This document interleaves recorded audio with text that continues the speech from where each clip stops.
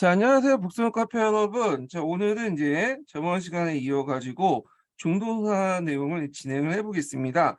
자, 몇 페이지 펴보시냐면 90페이지 펴보세요. 자, 거기 보면 이슬람 인도 진출하고 이제 아프리카 관련된 내용인데, 그 엄밀히 말하면 이제 여기는 중동사보다는 인도사하고 아프리카사 관련된 내용이거든요. 그래서 이 자세한 내용은 제가 뒤에 이제 인도사하고 아프리카사 할 때 좀 얘기하고요. 여기에서는 대략적인 이제 내용들만 좀 얘기할게요. 자, 이 이슬람이 이제 진출하기 시작한 것은 뭐 기록마다 좀 다르지만 대개 이제 8세기 중엽으로 이렇게 볼 수 있어요. 8세기 무렵으로. 그래서 이슬람을 진출했는데 이 이슬람 애들이 이제 처음에 상업적 활동을 해갖고 이제 인도에 진출했죠. 그리고 뭐 인도 지금 오늘날 본토에서 진출한 것보다는 인도 외곽 지역, 그러니까 이제 파키스탄이나 이제 아프가니스탄 지역에서 이제 진출을 하게 되고 점점 이제 뭐냐면 그 정복 활동을 통해서 인도 본토까지 이제 지배를 하게 되는데 자 이때 외곽 지역, 오늘날 아프가니스탄이나 파키스탄 지역에 나타난 왕조가 있었어요. 이슬람 계통의 왕조가. 그래서 이제 두 개 왕조가 있었는데 이게 가지니족하고 구루 왕족이죠. 그래서 가지니족은 10세기 때에서 11세기 그때 나타났던 왕조고 구루 왕조는 12세기에서 이제 나타났던 왕조인데 그래서 이제 가지니하고 구루 왕조가 등장했다. 근데 이들 왕조는 엄밀히 말해서 이제 뭐냐면 인도 본토를 다 지배했던 건 아니고요. 가지니 왕조 같은 경우에는 이제 아프가니스탄 정도만 지배를 했고, 그다음 구루 왕조 같은 경우에는 이제 그 인도 북부, 이거 오늘 파키스탄하고 이제 인도 약간 북쪽에 있는 지역 그런 지역만 점령을 했어요. 그래서 이 가지니와 이제 구루 왕조는 그 투르크 계통의 왕조예요. 이 왕조들은. 그리고 나서 이제 본격적으로 인도 본토를 지배했던 왕조는 맘루크 왕조죠. 노예 왕조라고 하죠. 그래갖고 이제 원래는 구루 왕조의 이제 노예였던 아이바크가 그 당시에 그 북인도의 스탄이 되었다가 독립을 해갖고 이제 노예 왕조를 세웠는데 자 그래서 이제 이부터 여기부터 해가지고 5개 이제 왕조가 형성이 돼요. 맘루크 왕조부터 해갖고 쭉 5개 왕조가 형성되는데 이걸 뭐라고 하냐? 이 왕조들이 5개 왕조들이 수도였던 델리를 중심으로 이제 형성됐기 때문에 델리 슐타 왕조라고 해요. 한 300년 동안 5개의 이슬람 왕조가 등장했다. 그리고 이때부터 이제 인도에서 많은 사람들이 이슬람교 개종을 했죠. 그래서 특히 카스트 제도의 엄격한 이제 속박 속에 염증을 느꼈던 최하층민들 중심으로 해가지고 이슬람교 개종이 일어났다. 이렇게 보시면 될 것 같아요. 자, 그 다음에 동남아시아 이슬람 확산을 볼게요. 보통 이제 그 다른 지역에서는 지하드가 필요하죠. 왜냐면 성전이 이제 하면서 성전도 일종의 포교 수단이었는데 동남아시아는 좀 평화적인 목적에서 뭐냐면 이슬람이 전파됐어요. 주로 이제 이슬람이 어떤 식으로 이제 전파됐냐면 상업적 활동을 통해서 이슬람들이 이제 뭐냐면 상업을 많이 하잖아요. 그러니까 이슬람 상인들 영향을 받았고 또 이슬람을 개종하면 또 이슬람 상인들과 또 활발한 교육도 할 수 있고 또 이슬람을 통해서 또 자신의 왕의 정치적 권위를 높이기 위해서 이런 이슬람을 받아들이기 시작해요. 그래서 이런 성전이 아니라 상업적인 목적이나 평화적인 교류를 통해서 받아들인 게 동남아시아 이슬람 전파의 특징이거든요. 그래서 이제 주로 인도네시아 지역에서 이제 받아들였죠. 원래 인도네시아 지역은 뒤에 제가 동남아시아 역사에 대해서 좀 얘기할 텐데 원래는 그 전에 신두교가 이제 정통이었죠. 불교하고. 근데 이때부터 13세기 때부터는 슈마트라와 14세기 때 자바에서 이슬람 왕국들이 등장을 했다. 이렇게 좀 기억을 해두시면 될 것 같아요. 그 다음에 아프리카에서도 이제 이슬람이 확산이 됐는데 7세기 무렵에 이제 이슬람교가 아프리카에 상륙하면서 북아프리카, 동부아프리카 등등 등지에서 이슬람으로 이제 확산이 돼요. 이슬람이 확산되면서 많은 지역 이슬람화 시키는데 대표적인 나라가 가나 왕국이죠. 그래서 사하라 이남의 이제 아프리카 왕조 중에 가나 왕국이 되게 유명하고 또 가나 왕국, 또 말리 왕국 이런 왕국들은 뭐가 또 유명하냐면 그 당시 이제 사하라 횡단무역으로 또 유명해요. 여기 있죠. 예, 이거 예전에 기출문제 나왔던 거죠. 자, 그리고 이 아프리카 상인들 중에 대표적인 이제 상인들이 누구냐? 그러니까 사하라 이남 지역의 그 아프리카에 이슬람을 전파했던 상인들이 베르베르 상인들이에요. 이 베르베르 상인들은 북아프리카 지역에서 살고 있었던 상인 그 민족이거든요. 이들이 이슬람화 되면서 이들이 교육하는 과정에서 그 교육 과정에서 이슬람이 전파되기 시작했다. 그리고 이때 이제 이 사람들은 이제 그 아프리카의 토착 문화를 통해서 결합이 됐다. 이렇게 보시면 돼요. 그 아프리카 통치자들은 이 이슬람을 받아들이면서 정치 권력을 공고화시켰고 상거래를 증대시켰고 전문 인력을 확보했고 또 주술적 힘을 이용했다. 는 등등 목적으로 해서 이슬람을 받아들였고요. 그리고 모스크바 대학을 설립했고 아랍어를 배우도록 했다. 그래서 그 당시 아랍어하고 아프리카어가 서로 섞여서 만들어진 언어가 있어요. 이게 동아프리카 지역에서 이제 널리 유행했던 스와힐리어가 있어요. 요거 좀 기억을 해두세요. 교과서에 이제 좀 나와 있는 언어거든요. 자, 그래서 이제 이런 특징을 갖고 있다는 거 좀 기억을 해주시고요. 자세한 내용은 개별적인 국가 왕국 얘기는 뒤 아프리카서 할 때 좀 얘기할게요. 예. 자, 그리고 이제 앞에 예전에 07년도에 사하라 횡단교육 관련된 내용이 있는데 이것도 제가 아프리카사 할 때 좀 얘기할게요. 아프리카사는 지금까지 딱 한 번 나왔어요. 07년도에 기출문제 나왔거든요. 그래서 나 더 이상 안 나올 것 같아. 여기. 왜냐면 지금 최근의 추세가 기타사 부분이 일본사를 제외하고는 솔직히 말해서 잘 안 나오죠. 요번에 이제 아바스 왕조 좀 나오고 나와봤자 어쩔 땐 안 나오고 나와도 한 2점짜리 문제? 그것도 이제 우리가 이제 중고등학교 교과서에서 흔히 접해보는 그냥 그 수준의 문제에서 나오거든요. 그래서 중동사라든지 뭐 인도사 정도 이렇게 나오지 뭐 아프리카사 정도 이렇게 안 나오는 것 같아. 뭐 오세아니아, 뭐 예전에 남미사 이렇게 하는데 그 정도까지는 좀 그런 것 같아요. 좀 약간. 네.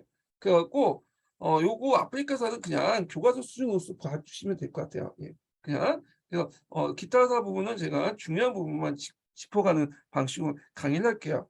예. 서양사하고 중국사에 비해서 그렇게 나올 부분이 아니기 때문에 예. 약간 중요한 부분만 얘기를 하고요. 자, 그다음에 티모르 왕조를 보죠. 티모르 왕조. 자, 티모르 왕조와 관련돼서 예전에 기출문이 나왔죠. 예. 그래서 요건 한번 나올 가능성도 있어요. 그 티모르 왕조는 14세기에서 15세기 정도에 있었던 왕조인데 중동의 패권을 한때 이제 장악했던 100년 동안 장악했던 그 왕조예요. 그래서 티모르 왕조의 영토를 좀 볼게요.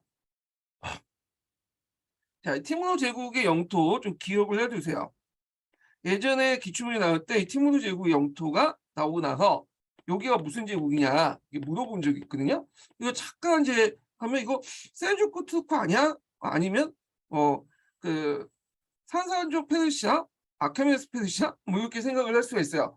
근데 이제 하여튼 요거 티모르 제국의 영토 좀 기억을 해두시고 티모르 제국하고 같이 있었던 왕조가 어떤 왕조냐 이것도 기억을 해두셔야겠죠. 중동 지역에 이 오스만 제국이 있었고 그 맘루크 왕조가 있었죠. 그 카이돌 수도든 예전에 설명했던. 그래서 예전에 이제 오스만 제국하고 이 티모르가 한판 붙었죠. 그 오스만이 패배를 했죠. 그래서 한동안 이제 혼란상을 이제 연출했는데 이거 좀 하면서 얘기를 하고요. 자, 그래서 이제 티모르 제국과 관련된 내용은 여기 있어요. 예, 여기 있는데 내용 자체가 좀 약간 빈약을 하기 때문에 일단은 요거는 제가 이제 요걸 중심으로 할게요. 제 교재로. 자, 티모르는 어디에 출신이냐면 자카르타의 출신이에요. 자카르타의 한국 있죠? 자카르타의 한국 출신인데 자카르타의 한국은 그 당시 동자카르타의 서자카르타의 나눠져 있었어. 지네끼리 치고받고 싸웠는데 자, 이 자카르타의 한국의 출신이었던 이제 티모르는 자신을 징기스칸 후손으로 자칭했어요. 이건 이제 징기스칸 후손은 이제 황금시족이라고 하거든요. 그래서 황금시족만이 칸이 될 수 있어. 칸이.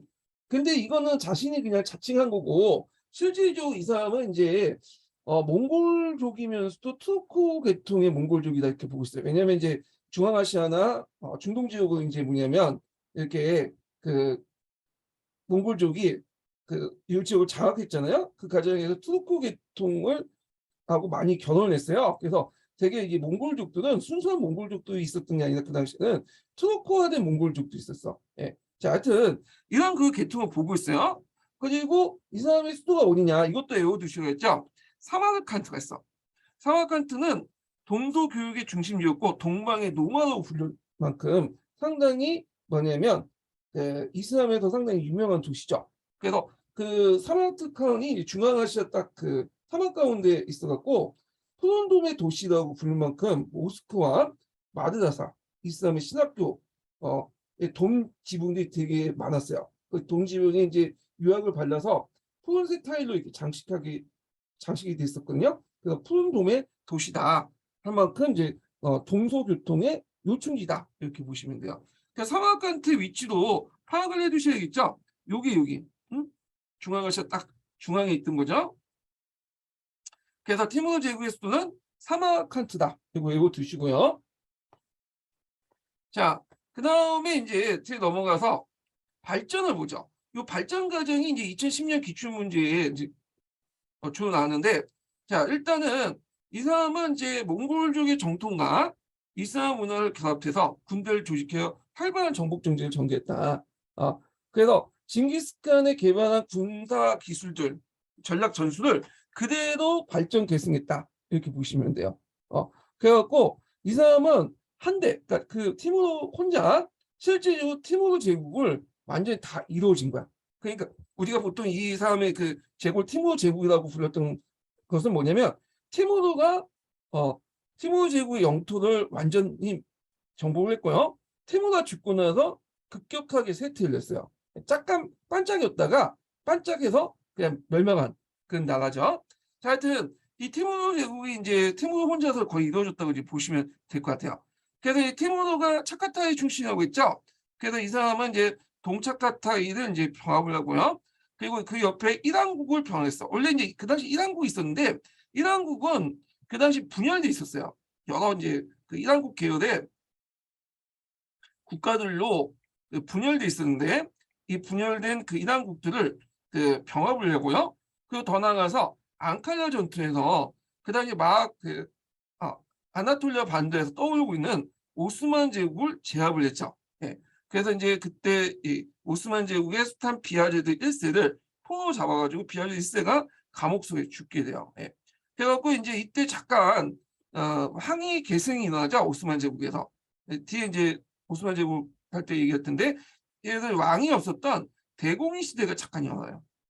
요게 기출문이 나왔죠. 이 앙칼라 전투. 예. 그래서 앙칼라 전투 내용 파악을 해두시고요. 그 다음에 또 이 사람은 러시아 남부를 공격했어요. 그 당시 키차크 왕국 있었죠.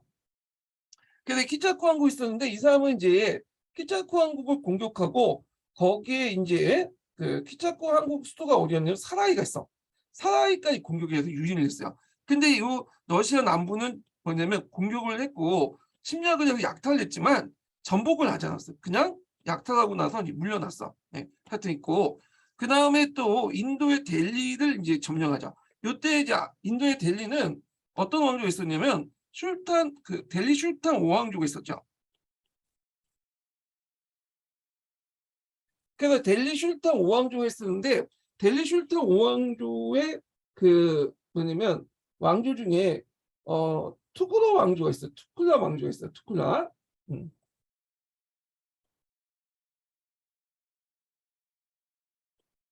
투쿨라 왕조의 세 번째 왕조거든요. 근데 이 왕조를 멸망시키고 무슨 왕조를 세웠냐면 사이드 왕조를 세운 거야. 네 번째 왕조. 이게 이제 일종의 그 티모르 제국 계례 왕조라고 보시면 돼요. 근데 여기도 점령하고 약탈만 했지 여기를 통치하지 않았어요. 그냥 사이드 왕조가 통치했다. 계례 왕조를 세워가지고 물려놨다. 그래서 여기 키차쿠 왕국과 인도 델리는 정복은 했지만 잠깐 이제 약탈만 하고 물려놨다 이렇게 보시면 돼요. 여기는 자 그래서 이제 이렇게 활발한 정보 활동을 펼쳤던 이 티모르는 명나라 원정 중에 사망을 하죠. 그 당시 명나라가 이 원나라를 멸망시켰다는 소문을 들었던 그 티모르는 가만히 보고 있을 수 없겠죠. 자기가 이제 징기스칸의 자손인데 그래서 원나라 대신에 몽골족의 원나라 대신에 원수를 갚자. 그래서 그 티무르가 명나라를 이제 원정을 하게 돼요. 근데 가는 도중에 죽게 돼. 명나라 도착하지 못하고 그래서 이걸 이제 영락제에 이제 그 했던 정화의 대원정과 연결시켜 보는 사람도 있어요. 그 파견 배경이 이 티무르의 명나라 원정과 연결돼 갖고 하지 않나 이걸 견지하는 점에서 이렇게 했는데 뭐 하나의 설이에요. 예, 이런 것도 있다. 자, 그 이후에는 이제 거의 이제 그 괜찮은 왕이 없어. 다만 이제 울루그 베그다르고 해서 천문대를 건설했다. 뭐 그 정도고요. 그 문화적으로는 이제 이 티무르 제국이 만든 문화는 융합적이라고 보시면 돼요. 종종 이슬람, 이란, 중국 문화를 융합을 했고, 그다음 세민화가 발달됐고요. 딱 중간에 있다 보니까 동서 문화의 발전이 기여했다는데, 이건 뭐 티무르 제국뿐만 아니라 대개 이제 그 중동 지역에 이렇게 딱 이란이나 이라크를 차지했던 왕조도 있죠. 이런 왕조들은 동서 문화의 발전에 기여했고, 문화가 되게 융합적이야. 예. 다 공통적이에요. 이거는 딱 중간에 있기 때문에. 그리고 현대 중앙아시아 정통 문화 형성에 크게 기여했다.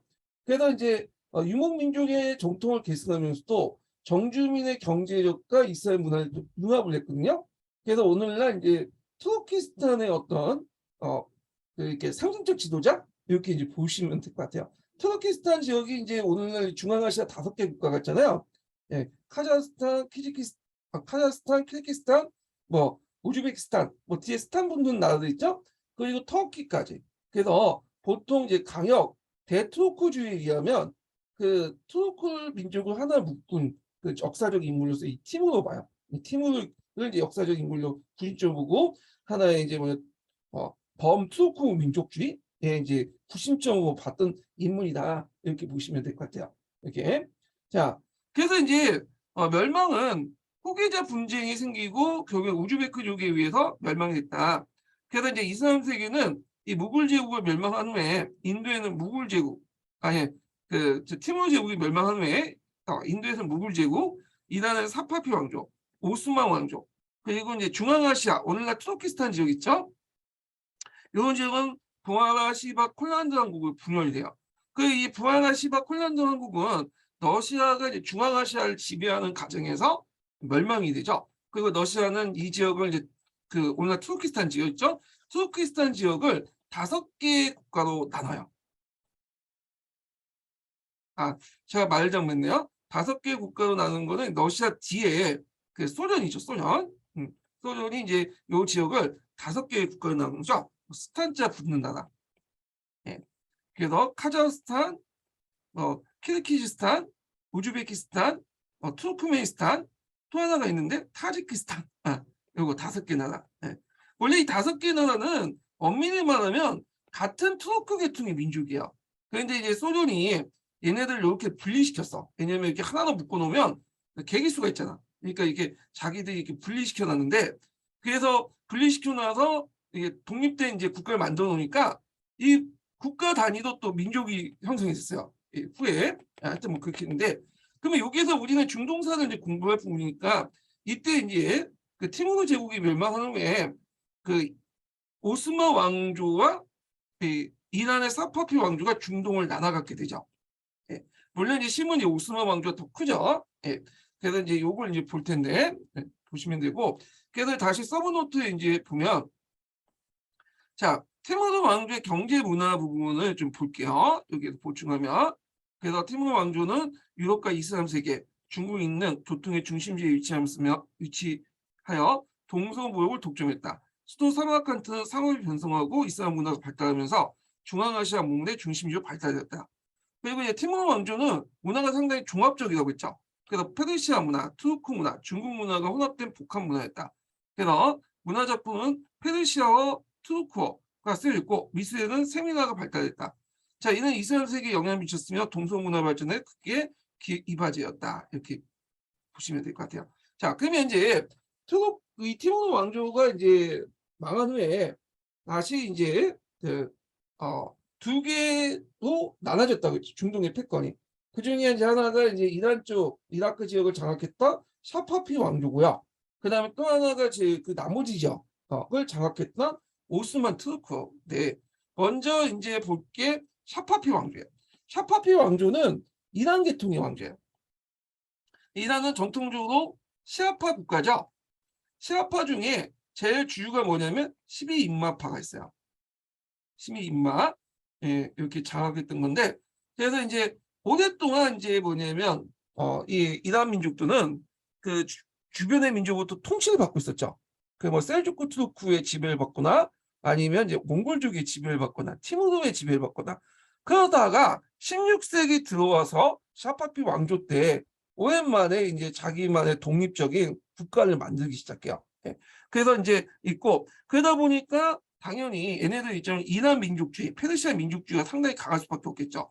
오랫동안 이제 그 이민족의 지배를 받다 보니까 그래서 다른 이제 그 얘네들은 이제 인도 유도부족이잖아요. 이란 애들은 그러니까 인도 유도부족의 어떤 정체성을 강하면서 얘네들이 이제 좀 더 그 옆에 있는 이제 셈족, 헨족 계통의 이슬람 세력들과 좀 뭐냐면 다를 필요가 있었겠죠. 그러다 보니까 예전에도 시아파를 계속 믿었지만 시아파를 더 믿어. 시아파. 시아파 원리주의라고 할 만큼 시아파를 자신의 민족의 정체성으로 삼아요. 그리고 또 이제 이 시아파를 국교화시켜 보이죠. 그리고 자기 왕을 이제 예전부터 이제 뭐 페르시아 때부터 왕을 뭐라고 했어요. 얘는 뭐 그 왕을 슐탄이나 이런 식으로 안 부르죠. 이슬람은 샤라고 하죠. 이란은 샤. 그래서 샤라고 부르고 하여튼 이렇게 이란의 어떤 정체성을 잡으려고 세우려고 상당히 노력을 했다. 이렇게 보시면 돼요. 그 내용을 보면 15세기 말에 이제 티무르 왕조가 붕괴되면서 그 당시 이제 그 트르크 지역과 이제 페르시아 지역으로 분리되는데 이때 이제 페르시아 지역에서 이스마일 1세가 페르시아인들을 모아서 샤파피 왕조를 세웠죠. 예. 그래서 샤파피 왕조의 이제 약간 범위를 볼게요. 여기가 샤파피 왕조예요. 여기. 대개 보면 오늘날 이제 이란 지역은 다 먹고 이라크 한 반 정도 먹죠. 예. 그래갖고 이제 이런 지역을 이제 했다. 근데 이제 요 옆에 이제 오스만 투르크가 있었죠. 그래서 이제 이란하고 오스만 투르크하고 몇 번 싸웠는데 이란이 밀려요. 밀릴 수밖에 없는 게 일단 영토 측면도 있지만 요 이란이 이제 있는 땅들은 대개 보면 고원이고 뭐 이런 사막이고 그런 지역들이 많거든요. 인구도 적고 그러다 보니까 국력 면에서는 이란이 밀릴 수밖에 없어요. 이 오스만 투르크한테. 자, 그래서 이제 요 사파비 왕조의 그 범위 정도 영토 좀 기억을 해주시고요. 자, 그래서 이제 이스마일 1세부터 해갖고 이제 아바스 1세 유명한 왕들 이제 있죠. 그리고 이제 있는데 요거는 요걸로 이제 좀 얘기할게요. 요걸로 제 규제로. 자, 이스마일 1세 보죠. 건국자. 자, 여기에서 이스마일 1세는 처음에는 이제 뭐 슈피즘이라는 그 이슬람의 신비주의가 있어. 거기에서 이제 출발해갖고 그 당시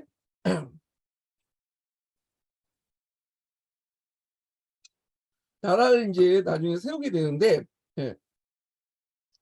그 여기에서 이제 그 선조 때 얘기해요. 선조 때 이스마일스의 그 정치 세력이 이스마일 나라 세우기 전에 선조들이 수피즘에 빠져가지고 이제 있다가 거기에 이제 종교 집단에서 출발했다가 나중에 점점 커지면서 오스만 투르크와 이제 성장 그 대항하는 과정에서 성장을 하게 되죠 정치적으로. 그래서 이스마일 1세가 결국에는 이제 뭐냐면 자신을 이제 샤라고 지칭하면서 사파피 왕조를 그 세웠다. 샤라는 것은 오스만 투르크가 술탄이라고 하잖아. 술탄은 투르크 애들이 부르는 거고 샤라는 것은 이제 이란 애들이 예전에 페르시아 애들이 이미 그 이슬람이 들어오기 전부터 불렸던 명칭이에요. 군주들 이제 샤라고 불렸거든요. 예. 그래서 요 샤라는 명칭을 썼다 이렇게 기억을 해주시고요. 종교적으로 볼 때는 이란의 정체성을 강화시키기 위해서 시아파를 국교화시켰죠. 그리고 그 시아파 중에서도 주류파였던 12임마파를 이제 국교화돼요. 참고로 예전에 제가 이제 시아파 국가들에 대해 설명할 때 파티마 왕조에 대해서 설명했어요. 파티마 왕조는 7임만파, 2만 파요. 예, 제가 임만이라고 이렇게 있는데 헷갈려나 또. 저기 필기를 잘못한 건데 2만파요. 예, 2만, 2만. 예, 고쳐 주시고. 그래서 실은 2만 파의 이제 그 수장이 있는데 요걸 이스마일파라고 하죠. 근데 얘네들은 이제 12만 파야. 이 12파는 다수파야. 그래서 2만이라는 것은 이제 그 후세인 이후, 후세인은 뭐냐면 이제 시아파에서 되게 존경받는 인물이거든요. 모함을 받아서 이제 살해를 당했는데 그 후에 2만이 이제 내려와서 이제 통치를 했어요. 얘네들 얘기하면. 그래서 2만이 몇 대까지 2만을 정통하느냐 가지고 자기들끼리 논쟁을 벌여. 그래서 시아파 내에서도 7대까지 7대까지 2만을 이제 정통을 봐야 되냐. 11만 파까지 12번에 12번째 2만을 정통을 봐야 되냐. 뭐 5인만 파도 5번을 봐야 돼. 5번째 2만까지 정통을 봐야 되냐. 자기까지 이제 정통을 보는 2만을 어디까지 보냐에 따라서 이렇게 나눠지는데 그중에 12만 파가 이제 뭐냐면 다수파예요. 얘네들이. 그래서 이단 민족을 통일했고 아까 지금 이단이 시아파를 선택하고 민족의식을 확립했다는 거. 그리고 앞에도 얘기했지만 시아파를 국교했기 때문에 시아파 외에 다른 종파를 억압해요. 예. 그러니까 시아파와 12인마파 외에 다른 종파를 억압한다. 그러면 이때 이제 들어가는 억압의 대상들은 누굴까요? 예. 순위파겠죠. 그 다음에 같은 시아파들도 자기들 입장에 이단이었던 뭐 7이만파 5이만파 뭐 이런 얘들 있죠. 예. 얘네들은 이제 뭐냐면 그 억압을 해요. 예. 그래서 탄압을 해요. 그래서 이게 이제 좀 기억을 해두시면 돼요. 자, 근데 이제 거꾸로 카톨릭이나 그리스 종교나 유대인 같은 경우에는 탄압을 안 해. 얘네들은 어차피 자기하고는 별종이니까 탄압 안 하고 종파가 있잖아. 그러니까 이슬람 안에서 그 안에 수많은 종파들이 이 종파들만 탄압해. 그러니까 자기 안에서 파벌들 있죠. 예. 이건 오스만 투르크도 약간 비슷해요. 오스만 투르크도 그 되게 다양하다고 다양성을 되게 강조하고 다양한 종교를 인정해 준다고 했잖아요. 근데 뭐는 인정 안 하냐면 시아파는 인정 안 해. 시아파는 탄압해. 카톨릭이나 그리스 종교나 아르메니아 종교나 뭐 유대교나 다 인정하고 포용하면서도 시아파는 또 탄압해요. 예. 근데 얘네도 마찬가지로 순위파를 탄압해. 예. 그러니까 그만큼 사이가 안 좋아. 예. 지금도 사이가 안 좋죠. 사이가. 자, 그래서 이제 이렇게 있고 그 다음에 이제 제일 전성기가 이제 아바스 1세예요. 아바스 1세. 16세기 때에서 17세기 초반까지 통치했던 사람인데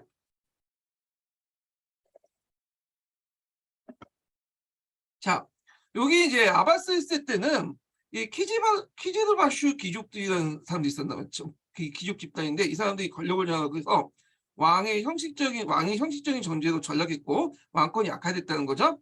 그리고 주변에 우즈베크족이나 오스만 투르크가 이제 계속 침략을 해왔어요. 그래서 이제 오스만 투르크하고 개판 싸운 다음에 크게 패하거든요. 그래갖고 이거 이제 안 되겠다. 우리도 이제 군대 개혁을 해야 되겠다. 그래가지고 오스만 제국을 모방해갖고 노예병을 조직해. 그래서 대포와 소총을 도입하는 보병 부대를 만들어요. 그래서 이때부터 총포유식 이제 무장을 하게 돼요. 그래서 오스만 제국을 보면 뒤에 얘기했지만 예니칠레라는 부대가 있죠. 예, 예니칠레 부대가 이제 총포용을 무장한 보병 부대거든요. 핵심 부대죠. 예, 그래서 요걸 모방해가지고 이제 뭐냐 정예병을 만든다. 보시면 돼요. 그리고 귀족 군대였던 키제바르슈 계통의 군대 대응해서 왕권을 강화해서 친위군을 창설했고요. 되게 친위군들은 이렇게 이제 대포나 소총을 무장한 그 부대겠죠. 그리고 이제 경제적으로 보면 귀족들이 장악했던 국유지 제도를 개혁해 왕실령을 전환시켰고 그 다음에 산업적으로 볼 때 산업적 측이 비단 산업을 국영산업으로 그 정황했고 그 중상주의 정책을 전개했다. 동서무역의 전개무역을 했다. 동서무역을 전개했고 요거 이렇게 했어요. 자, 영토 확장을 하는데 그래서 이제 타고이스와 바그다드를 오스만 투르크부터 탈환하고 페르시아만의 포르투갈 세력들 물리치기 시작해요. 예. 그래서 영토를 뭐냐면 상당히 확장시켰다 이렇게 보시면 돼요. 그 다음에 수도를 옮기죠. 어디로? 이스파한으로. 이스파한. 원래는 타브리지에 있었거든요. 이 가지빈이 이제 타브리지예요. 이 타브리지에서 수도를 이스파한으로 뭐냐면 천도를 냈다.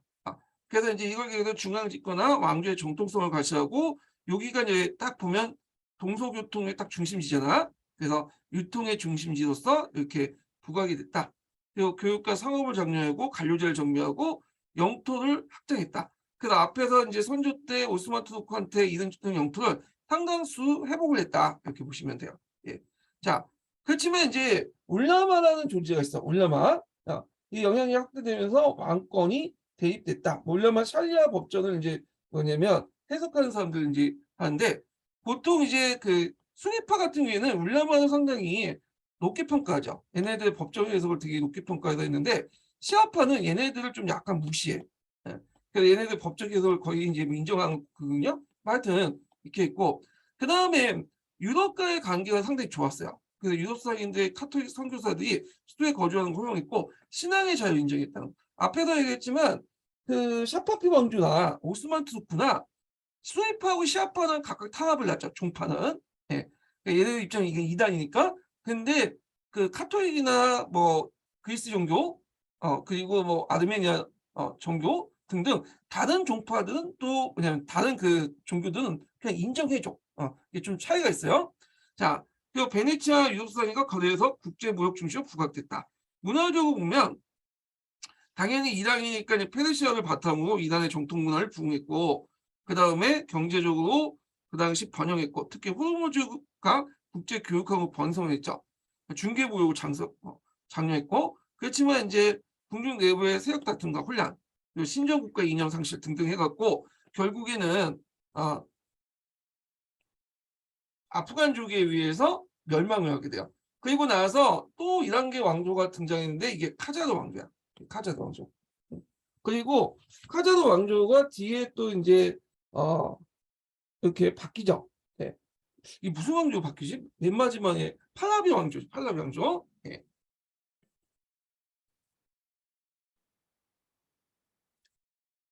자, 이거는 뒤에 좀 얘기할게요. 카자르 왕조하고 팔라비 왕조는. 네. 이 왕조는. 자, 그래서 이제 한번 봤고요. 이거 관련된 내용은 여기 뒤에까지 쭉 있으니까 보고요. 그다음 오스만 제국 보죠. 오스만 제국. 오스만 제국 시험 문제 잘 나오죠? 네, 이 부분이. 그래서 이 오스만 제국은 그 투르크 계통의 민족이 세웠던 나라요. 그래서 이제 오스만이라는 사람이 세웠죠. 네, 오스만 가지라고 하는 사람이 세웠던 나라이기 때문에 이걸 오스만 제국이라고요. 이 오스만 제국은 원래는 투르크 계통의 민족으로서 한동안 셀주크 투르크의 주요 세력이었죠. 주요 부족지였죠. 그러다가 이제 뭐냐면 셀주크 투르크가 멸망한 후에 그 룸셀주크 투르크의 통치가 있다가 룸셀주크 투르크도 멸망을 하죠. 그러다가 이제 혼란기에 아나토리아 동부 지역에서 이제 오스만 가지가 부족을 중심으로 자신의 오스만 부족을 중심으로 해갖고 그 주변의 부족들을 하나하나 통합을 하기 시작해요. 그러면서 이제 성장하기 시작해. 결국에는 아나톨리아 반도를 점령하고 나서 결국 어디까지 이제 공격해요? 비잔티움 제국을 공격하죠. 발칸반도를 점령하고 자 이런 과정을 이제 걷게 되는데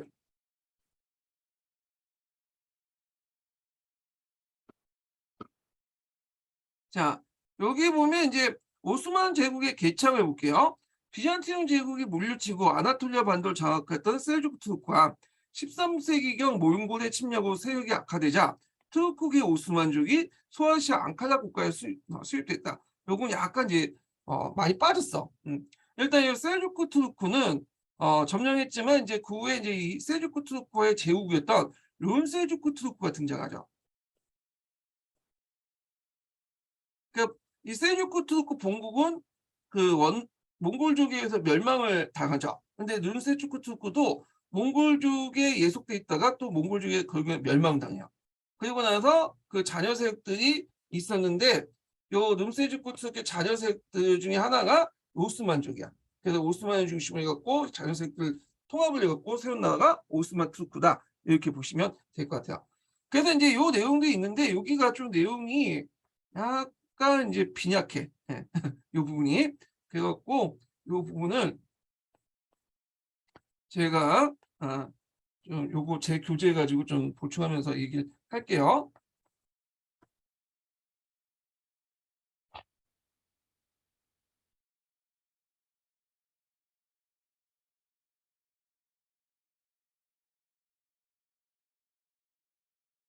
자, 여기 보면 이제 초기를 볼게요. 자, 오스만 투르크는 앞에 언급한 티무르 제국처럼 반짝했던 나라네요. 티무르는 영웅이 나와가지고 그 나라를 이제 한 번에 그 뭐냐면 나라를 한 번에 세우고 또 이렇게 했던 나라가 아니라 점진적으로 발전한 나라예요. 예.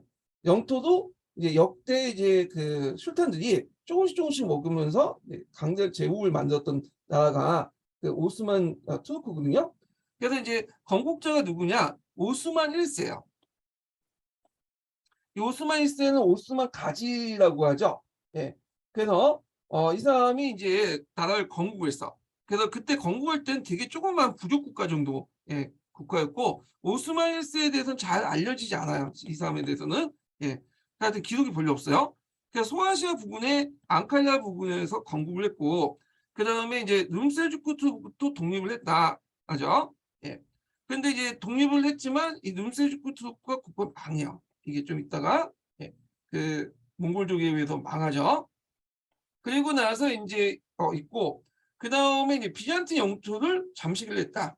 그래서 이 그 오스만이 있었던 오스만 부족이 바로 앞에 비잔틴 제국이 있었어요. 예를 들어서 이제 여기가 비잔틴이 있었고 아나토리 반도에 있으면 요 정도 있었던 국가예요. 그러니까 이 바로 눈에 보이겠죠. 그래갖고 그 당시 이제 부르사를 점령해서 최초로 수도를 세웠다. 그리고 이제 아나톨리아 서북부의 주요 도시들 오스만 영토 편입됐다. 이렇게 있고요. 자, 그 과정에서 눔셀주크 투르크가 이제 멸망을 하니까 더 이런 것들이 이제 가속화됐겠죠.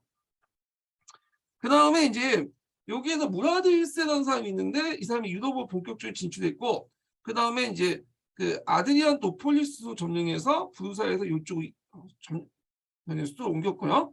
그리고 술탄이라는 칭호를 사용하기 시작했죠. 이 무라드 1세부터. 그 다음에 비아지드 1세는 앞에서 얘기한 것처럼 비아지드 또는 바야지드가 정확하게 바야지드 곤치드 비아지드가 아니라 바야지드가 맞겠어요. 바야지드 1세는 앙칼라 전투에서 티무르에게 패배를 했죠. 포로 잡혀서 죽었고요. 그 아들들이 이제 서로 싸우다가 그 술탄이 없는 그 시대가 받게 돼요. 이걸 이제 대공의 시대라고 해요. 요거 관련돼 갖고 바야지드 1세 관련돼서 시험 문제 나왔죠. 기억을 해두시고요. 요 자세한 내용은 그 밑에 있으니까 한번 읽어보시고 그 다음에 그 후에 이제 다시 이제 통합이 되고 이제 세력 확장을 하게 되는데 그 중에 이제 어떤 사람이 유명하냐면 마호메트 2세가 유명해요. 그래서 이제 교과서에서는 메메트 2세라고 하더라고요. 메메트. 그래서 그 마호메트는 예언자 무하메드의 명을 땄죠. 예. 그러니까 이도 똑같아. 이 사람이 이제 업적 중에 하나가 이제 비잔틴 제국을 멸망을 했죠. 그래서 이 비잔틴 제국을 멸망하면서 유럽 중세에서 근대로 전환 기점을 이뤘고요. 콘스탄티노플을 이스탄불로 개명을 해요. 그래서 여기가 이제 수도를 삼게 되죠. 그래서 우리가 이제 오스만 투르크 수도하면 이스탄불로 이제 얘기하잖아요. 자, 그리고 성소피아 성당을 이슬람 성으로 개조했다. 뭐 이렇게 이제 기억을 해두시면 돼요. 그래서 이제 이스탄불의 도시 명칭의 역사가 있는데 여기 정리했으니까 좀 보시고요. 그래서 로마 제국 때는 비잔틴을 했다가 콘스탄틴 왕제 때는 자기 이름을 따서 콘스탄티노폴리스 그리고 폴리스라고 되어 있는데 오스만 제국이 점령하고는 이스탄불 이렇게 이제 수도 이름이 바뀌었다 이렇게 보시면 될 것 같아요. 예. 자.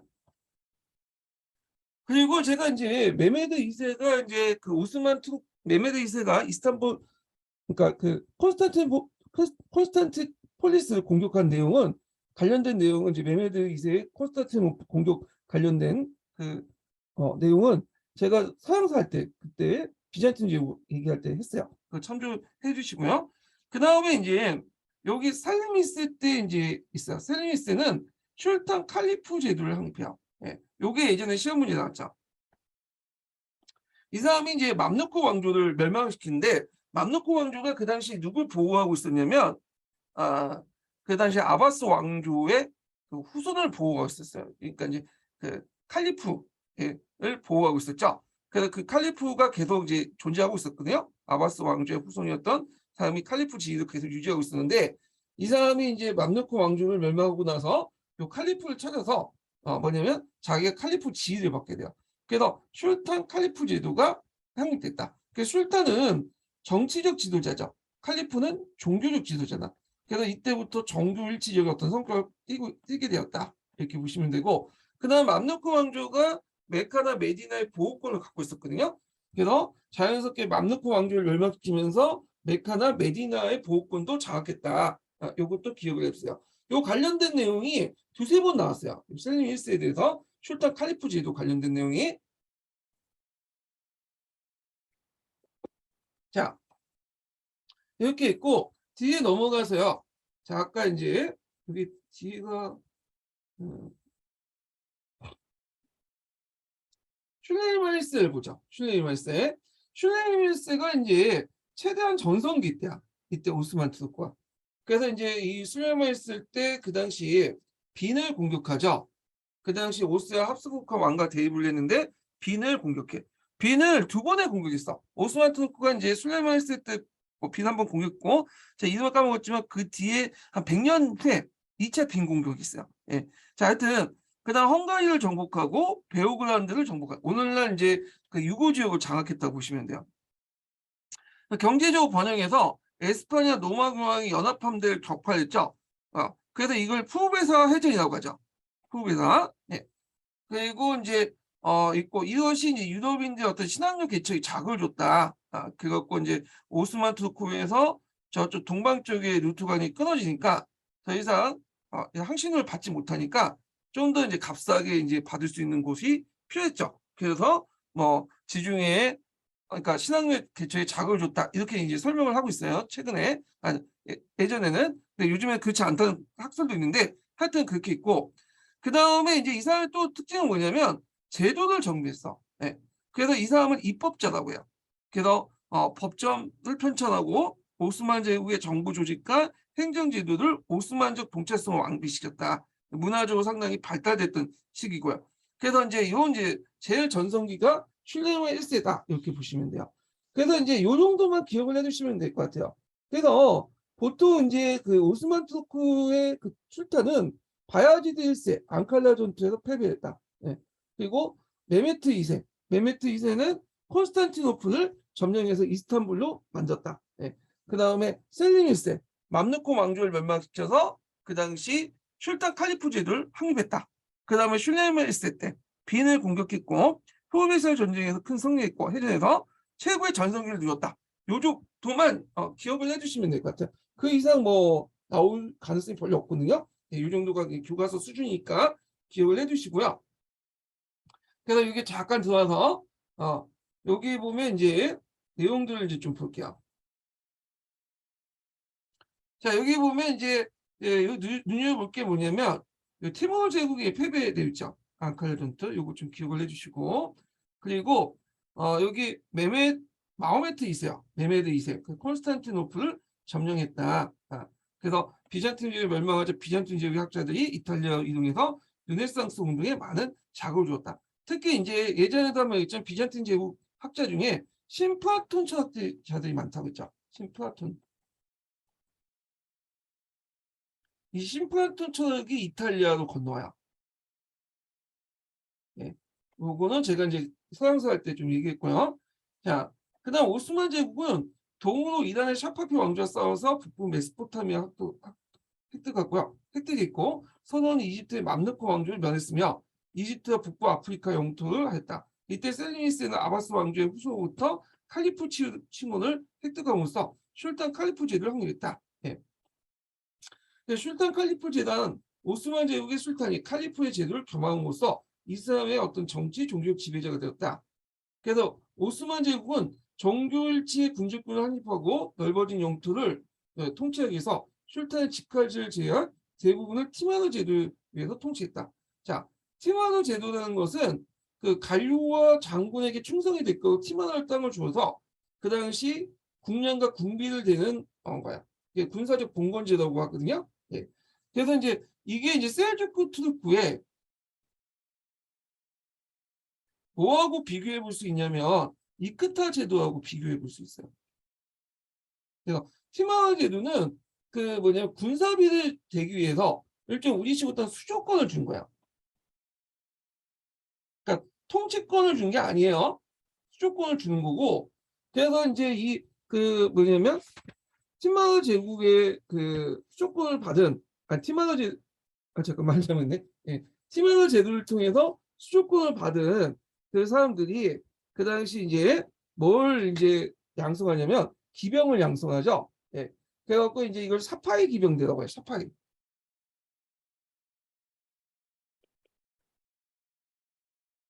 샤파이 기병대를 양성을 해요. 네?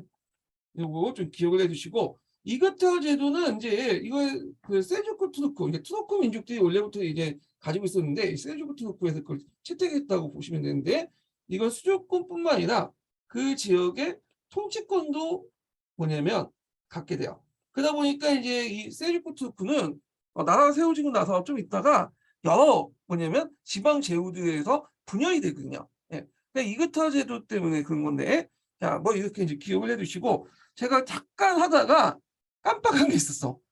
그 전에 강의 시간 때 그 셀주크 투르크에서 이제 하겠다고 해놓고는 그냥 넘어간 거 같거든요. 예, 맞죠? 그래서 그 셀주크 투르크를 설명을 했었는데 넘어갔어. 그래갖고 이 셀주크 투르크하고 이 아바스 왕조의 멸망 좀 얘기를 할게요. 이걸. 자, 그래서 이제 셀주크 투르크 다시 돌아올게요. 그 분열되었던 서아시아와 중앙아시아 2, 3세기는 11세기 때 셀주크 투르크 왕조에서 재통일됐는데 이때 중앙아시아 유목세였던 셀주크 투르크는 이슬람으로 개종하고 이 투르크 세력들은 원래는 이제 저쪽 몽골 지역에 살았던 민족이죠. 우리가 돌고리라고 불렸던 민족들인데 이들이 9세기 때 막 서진을 하게 돼요. 그리고 나서 오늘날 중앙아시아에 정착하게 되고 그러면서 이슬람으로 이제 받아들이게 돼. 그래서 이 셀주크 투르크를 중심으로 해갖고 이때부터 시작해 투르크 민족이 이슬람 역사에 등장하게 되거든요. 그리고 이제 아바스 왕조 칼리프부터 바그다드 입성해서 그 당시 슐탄이라는 칭을 받게 돼요. 슐탄. 예. 그래서 이제 이때부터 이제 셀주크 투르크는 아바스 왕조를 정치적 보호를 해줘요. 예. 그러다 보니까 나중에 몽골족이 이제 쳐들어올 때 셀주크 투르크도 멸망하고 나서 이 아바스 왕조도 멸망을 하죠. 그리고 셀주크 투르크는 세력을 더 확장돼서 예루살렘을 점령하고 비잔틴 제국을 위협했다. 이게 이제 뭐냐면 시자군 전쟁의 어떤 배경이 되죠. 그러나 셀주크의 팔레스타인 점령과 비잔틴 제국의 압박은 십자군 전쟁에 유발했다. 자, 이후 이제 이슬람 세계와 기독교 세계는 거의 이제 200년 동안 치열하게 격돌했는데 이때 셀주크는 이미 이제 분열돼 있었어요. 자, 분열상에서 누가 쳐들어온 거야? 네, 여기 기독교 세력이 쳐들어온 거죠. 그러니까 예루살렘을 쉽게 이제 뭐냐면 내주고 그랬죠. 그리고 이제 있고 그 다음에 이제 셀주크 투르크의 제일 전성기가 누구였냐면 3대 슐탄 마리크 샤때예요. 그래서 이때 이무력 셀주크는 시리아, 팔레스타인, 소아시아를 포함한 동쪽으로 청산산맥의 서쪽에서 지중해 지역까지 대제국을 형성을 했고요. 그 후에 이제 여러 공국 분열됐죠. 앞에 얘기했지만 이그타 제도라는 제도가 있었다고 했죠. 이제 기초문에 나왔던 건데 급격하게 세트를 했고 결국에는 이 몽골의 예속이 되죠. 예. 그래서 이제 그 몽골 보면 이제 예전에 원나라 역사할 때 그때 이제 몽크의 동생 훌라그가 그 당시 그 중동 지역을 장악했죠. 그 당시 바그다드도 이제 함락해서 아바스 왕조도 멸망을 하고 그 다음에 셀주크 투르크 본국도 멸망을 하게 돼요. 예. 그리고 뭐 그 외에 제국도 좀 있긴 있는데 그건 나중에 멸망하고 그리고 이 몽골 제국은 처음에는 그 여기가 이란국이죠. 훌라그 울루스를 세우죠. 그런데 이제 이 사람들이 처음에 이슬람을 탄압을 했어. 네스티우스파를 내세웠는데 나중에 들면 이슬람을 받아들여서 국교를 하죠. 그래서 오히려 이슬람 문화를 발전시켰다. 그래서 초창기 때 이란국들이 와갖고는 이제 몽골 제국이 와갖고 이슬람 뭐 모스크든 말든 다 경정도 다 불태우고 죽이고 막 그랬거든요. 그런데 나중에는 이슬람교를 국교정해서 이슬람 문화를 발전시켰다. 이렇게 보시면 될 것 같아요. 그래서 이 셀주크 투르크 관련된 내용 좀 기억을 해두시고 제 교재에서도 잠깐만요.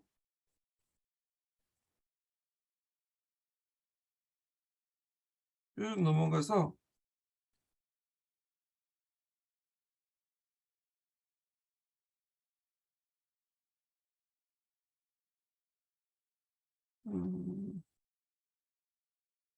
음, 여기 셀주크 투르크 관련된 내용 있으니까 보시고 자 여기에 좀 눈여겨볼 게 이그타 제도 이거 꼭 기억해. 군사적 봉건제. 요거 예전에 기출문제 나왔던 거예요. 09년 기출문제. 십자군 전쟁할 때 지도 보여주면서 나왔던 거예요. 그래서 이그타 제도는 본래 정복지 아랍 쪽의 임대 형식으로 분연된 토지의 명칭인데 아바스부터해서 오로지 무인에게 주는 영지로 받았고 그래서 이걸 이제 셀주크 투르크가 받아들인 거야. 예. 그래서 영내 농민을 지배하게 되는 대신에 군역의 의무를 보겠다. 그래서 요게 지배권까지 줬다. 그래서 티마나 제도는 수조권을 줬지만 이건 지배권까지 줬다. 이렇게 보시면 될 것 같아요. 예. 자, 그 다음에 다시 넘어가세요. 오스만 투르크로 다시 넘어오자. 이거 오스만 투르크가 어디야?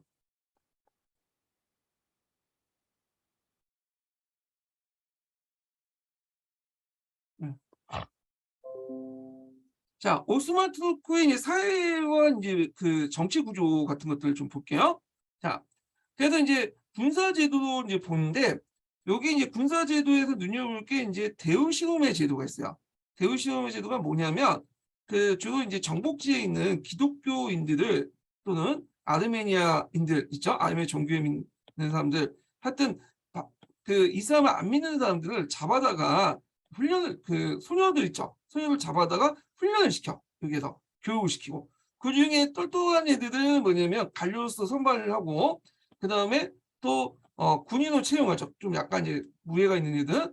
그래서 이제 예니칠리 같은 이제 병사를 만들어요. 그래서 그 당시 이제 고위직 이제 관료들이나 예니칠리들은 뭐냐면 주로 이 데우실롬의 제도를 통해서 뭐냐면 교육을 받았던 사람들이야. 그래서 여기에서 이제 처음에는 기독교인들을 뽑아다가 소년을 뽑아다가 교육시키고 나중에 이슬람교 개종을 시키죠. 그러면 그냥 기독교 할 바에는 그냥 이슬람교도를 이제 뽑아서 하면 되지. 왜 기독교인들을 개종을 시켰고 교육시켰고 이렇게 애니첼리나 고급 관료를 만드냐? 그게 다 이유가 있어요. 왜냐하면 예전에 이제 그 이슬람 기족 이슬람 애들을 이제 뽑아서 그 군대 핵심 군대나 친위대나 그 다음에 이제 관료를 뽑아놨더니 고급 관료를 뽑아놨더니 얘네들이 일종의 세력화되는 거야. 그래서 이제 술탄을 위협을 하죠. 그래서 이런 이제 이것이 셀주크 투르크 때도 보였고 예전에 왕조도 계속 보이니까 이걸 차단하기 위해서 아예 그냥 배경도 없는 백그라운드 없는 흑수저들 뽑아다가 훈련시켜갖고 자신의 친위를 만들고 관료를 만들었던 거야. 예.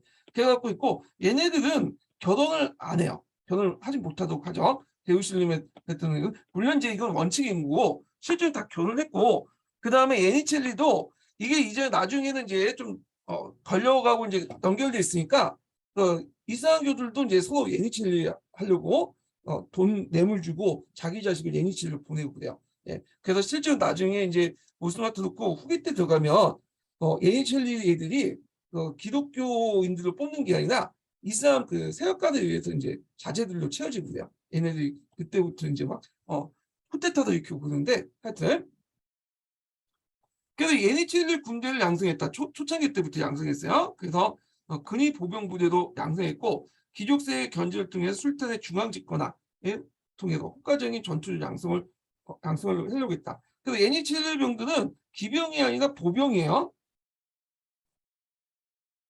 그리고 또 총포류도 무장한 보병이야. 그리고 여기 샤파비가 있죠. 샤파비. 얘네는 기병이야. 예. 여기 중앙에도 있고 지방에도 있어요. 그래서 얘네들을 양성하기 위해서 이제 만든 제도가 티마드 제도라고 했죠. 예. 이 샤파비와 예니칠리 외에도 그 뭐냐면 오스만 투르크에는 여러 또 병종들이 있어요. 예. 얘네들은 진짜 특수 뭐냐면 그 엘리트 부대고 나머지는 이제 거의 90%는 일반 보병들이 쭉 있어. 그래서 제가 이제 예전에 기출문제 분석 때 그 오스만 투르크의 군대에 관련된 내용을 좀 분석을 해놨거든요. 그걸 좀 참조해 주시고요. 그 다음에 대부 신호의 제도를 통해서 이거 군사훈련 제도인데 일단 이제 뭐 군사훈련뿐만 아니라 여러 가지 이제 교육도 시켜요. 발칸반도 기독교 소년들을 이슬람으로 개종해서 군사훈련 시키고 예니칠을 배속시키거나 아니면 좀 뛰어난 애들은 관료로 배속을 시키죠. 예, 이런 식으로 했다 이렇게 보시면 돼요. 자, 그다음에 이제 요에는 술탄 칼리프 제도를 이제 실시를 했고 지방행정기구가 있는데 한번 쭉 보시고 그다음에 또 다문화 존중을 통치하죠. 밀레트 제도를 하죠. 그래서 이 밀레트 제도라는 건 뭐냐면 그 당시 오스만 투르크는 다종족이면서도 다양한 종교 같이 공존하고 있었어요. 그래서 그때 제일 많은 종교가 이슬람, 순위파죠. 근데 시아파는 탄압을 해. 얘는 탄압하고 자 그다음에 이제 유대교 있었고요. 그다음에 아르메니아 정교회가 있어. 이 아르메니아 정교회가 카톨릭보다 더 오래됐다고 그러더라고요. 예. 자 그렇게 있고 그리고 이제 그리스 종교회. 예. 뭐 이런 것도 있어. 그래서 각각의 이제 종교 공동체를 만들어줘요. 그래서 이슬람 밀라토 뭐 유대교 밀라토 뭐 해갖고 여기에서는 주요 이제 뭐냐면 조세라든지 치안이라든지 뭐 이런 것들을 다 얘네들이 알아서 행정이 다 처리하죠. 밀라토 안에서. 예. 그래서 이렇게 해서 다양한 종교를 인정해줬다 이렇게 기억을 해주시면 돼요. 그러니까 다양한 민족의 통합 역할을 했고 민족 간의 갈등과 분쟁 없이 국가 유지할 수 있었고 제국 내 소수 민족들에게 종교와 문화의 자치를 허용한 제도다. 예. 다양한 민족들을 효과적으로 통치를 했다는 거.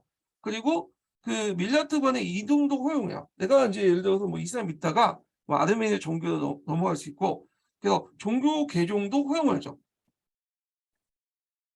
근데 대부분은 그냥 개종 안 하고 있어.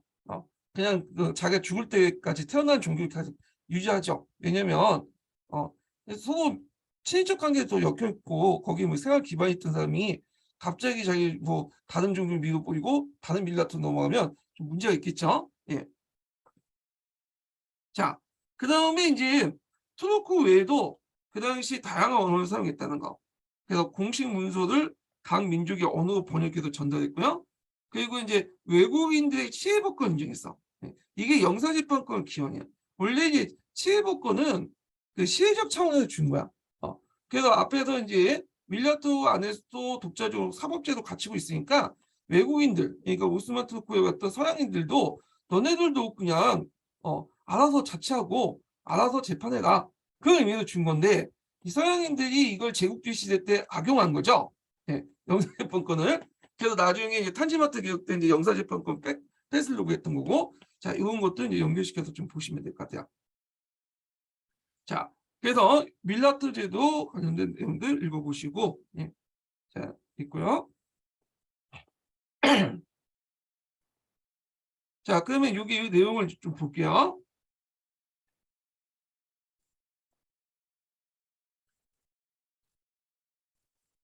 여기 보면 이제 종교 관용 정책 있죠? 좀 읽어보시고 그리고 또 동서양에 있는 문화적 경제적 반영됐다는 거. 활발한 대외교육도 있었고 문화적으로 보면 오스만 제국은 이슬람 문화를 바탕으로 해서 비잔티움 제국, 이란 문화, 투르크 문화, 동서 문화가 융합돼서 새로운 오스만 투르크를 발전시켰고요. 특히 17세기 때에서 18세기 초 때 황금 시대를 맞이했다는 거. 네. 그래서 이제 모스크가 상당히 많아요. 거기 이스탄불 가보면 상당히 모스크가 많거든요. 잠깐 보여드릴게요.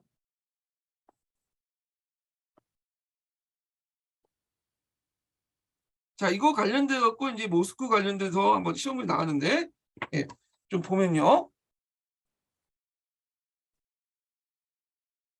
자, 요게 건축 중에 사원 양식이 되게 많은데, 사원이 되게 많은데, 여기 이제 이스탄불 가보면 여러 사원도 있어요. 우리는 이제 뭐 성 소피아 성당에 그만 생각하는데, 거기 안에 이제 되게 여러 사원도 있거든요. 그 중에 이제 예전에 시험 문제 나왔던 사원이 뭐냐면, 슐레이만 사원이 있어요. 이게 비잔틴 양식을 도입한 사원이거든요. 요게 12년 기출문에 나왔어. 슐레이만 사원. 뒤에 있나? 요게 슐레이만 사원이에요. 예. 그래갖고 비잔틴 양식을 도입한 사원이다. 그래서 이제 있고 슐레이만 사원은 이제 그 밑에 제가 줄을 달았어요. 그래서 이제 슐레이만 대제 때 이제 만들어 놓은 사원이거든요.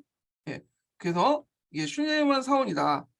그래서 있고 근데 이게 제일 큰 사원이 아니에요. 그 이스탄불에 가보면 이게 제일 큰 사원이 아니라 이게 두 번째로 이제 크고요. 첫 번째로 제일 큰 게 뭐냐면 무하마드 사원이야. 그 술탄 아흐마드 사원 또는 블루 모스크라고 하죠. 요게 제일 커요. 예. 요게 이게 넘버 원이야. 네, 크기가. 그래갖고 이건 얘 뭐 때문에 만들었냐면 그 당시 성소피아 성당이 있었잖아요. 성소피아 성당이 이제 나중에 이제 뭐 2, 3, 4, 5로 개조를 했지만 이게 좀 투르크인들한테 자존심 상한 거야. 그래서 성소피아 성당보다 좀 넓은 더 큰 사원이 필요하다. 그래서 만든 것이 뭐냐면 슐탄 아흐메트 사원. 슐탄 아흐메트 때 이제 만든 사원이고 그리고 블룩 모스크라고 해요. 이 모스크가 보면 그 주변이 원료 청색으로 이제 청타일로 이렇게 붙여가지고 다닥다닥 만들었나 봐요. 그래서 블룩 모스크 하는데 그 무하마드 사원, 슐탄 아흐메드 사원, 블룩 모스크 이게 넘버원이야. 예.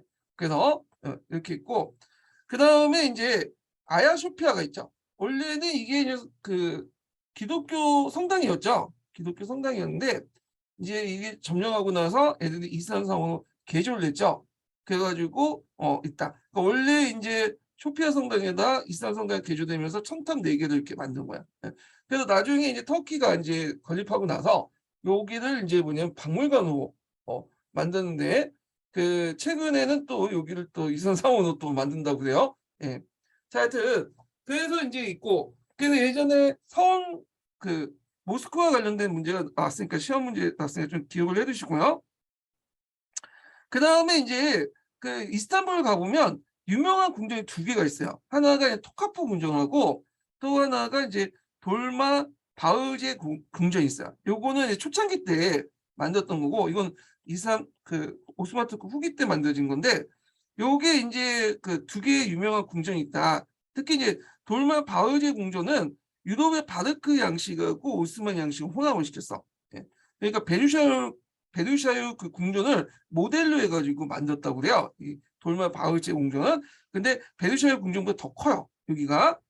그래서 이제 그 뒤에 제가 이제 좀 했거든요. 이게 토카트 궁전이고 이게 순수하게 오스만 투르크 뭐 페르시아풍 해갖고 중동풍이고 그 다음에 돌마 바흐제 궁전은 베르샤유 궁전을 본받아갖고 유도풍 궁전이야. 이런 거는. 자, 그래서 이제 이런 것들 좀 기억을 해두시면 될 것 같아요. 예. 나머지는 한번 보시고요. 자, 그래서 이제 이렇게 있고, 그다음에 건축에서는 제국의 권위를 보여줄 수 있는 모스크가 많이 세워졌다. 이 모스크는 중앙에 큰 돔을 올리고 주변에 작은 돔을 여러 개 올려서 돌의 무게를 분산한 구조를 만들었고요. 웅장한 규모의 모스크가 많이 건립되어 제국의 권위를 가시했는데 특히 이제 앞에서 넘버원이 뭐라 했죠? 블루 모스크가 알려진 술탄 아흐메드 사원이다. 예. 그리고 아라베스크 무늬가 발달됐고 페르시아의 영향을 받아서 세미나도 유행했다. 아라베스크는 예전에 얘기했죠. 우상타파를 하기 과정에서 만들어진 거고요. 자, 그리고 이슬람 정통을 계승해서 천문학, 수학, 지리학, 시종학문 등이 꾸준히 발달했다. 이렇게 보시면 될 것 같아요. 예. 자, 그렇지만 이 오스만 투르크도 점점 이제 17세기에 글정을 해갖고 쇠퇴하기 시작해. 예. 그래서 이제 그 계기가 됐던 이제 사건이 뭐냐? 16세기 말기 때 일어난 레파토 해전이죠. 앞에서 이제 슐레이만 때 우리가 이제 푸르베샤 전쟁이 일어났다고 했죠. 해전이 거의 지중해를 장악했는데 요 푸르베샤 해전 이후에 지중해 패권을 또 놓치는 사건이 이제 장악한 게 푸르베샤 해전이고 이때 얻었던 지중해 패권을 레파토 해전에서 이제 뭐냐면 잃게 되죠. 요거 예전에 기출문에 나왔어요. 예. 그래서 레파토가 어디냐면 그리스 부근이에요. 그리스 앞바다. 예. 그래서 이제 악티움 해전 아시죠? 악티움. 이때 이 악티움 해전하고 레파토 해전이 똑같은 위치예요. 예. 똑같은 위치에서 일어난 거예요. 자, 그래서 이 레파토 해전 관련된 내용이 그 밑에 있으니까 한번 읽어보시고요.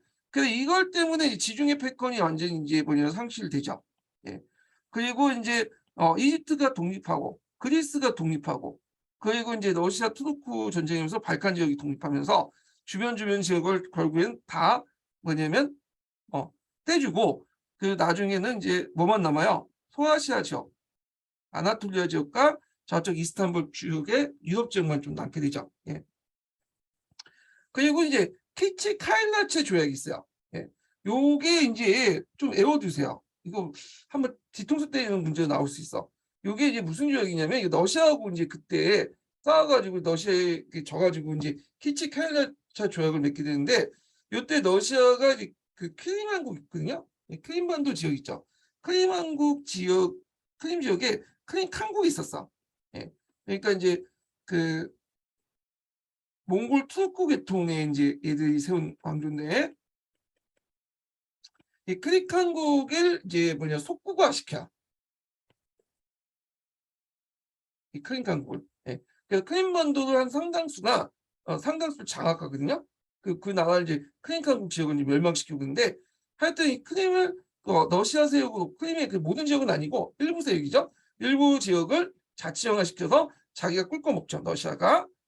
그리고 흑해 항해권을 승인받았다. 그래서 키치 카일라차 조약 이렇게 있는데 요 관련된 내용이 그 사열 보는 아시아상가 거기에도 있어요.